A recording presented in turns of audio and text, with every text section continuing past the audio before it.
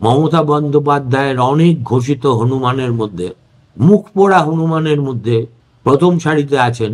তিনি খুব আবেগমথিত গলায় বলতেন, যখনই বাংলার যেখানে কোনো দুর্বিভাগ হয়েছে, মানুষের পাশে দাঁড়ানোর কোনো অবকাশ হয়েছে, এই মমতা বন্দ্যোপাধ্যায় সেখানে দৌড়ে গেছে। আমি দীর্ঘদিন ধরে দিদির সঙ্গে রাজনীতি করছি এবং অনেক সময় দেখেছি দিদি রাত্রিরে কোনো ঘটনার খবর পেলে পরের দিন সকাল পর্যন্ত অপেক্ষা করতে রাজি হন, সেই রাতেই বেরিয়ে পড়েছেন, আমরাও তার সঙ্গে সঙ্গে গিয়েছি। সুতরাং এইরকম একজন মানুষকে বাংলা তো সাদরে গ্রহণ করেইছে এবং জন্ম জন্মান্তর কাল ধরে করে যাবে। দেখুন, তৃণমূলের এই কি বলবো, ভৃত্যকুলের আর কিছু বলারই নেই।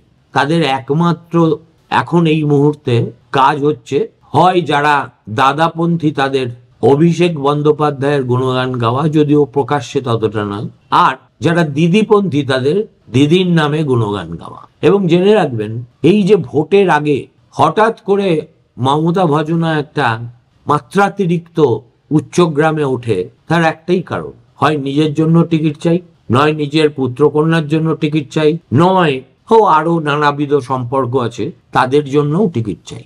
সুতরাং দিদি প্রেমও এদের ক্ষেত্রে ব্যক্তি স্বার্থ চরিতার্থ করার একটা উপায় মাত্র, তার বেশি কিছু নয়।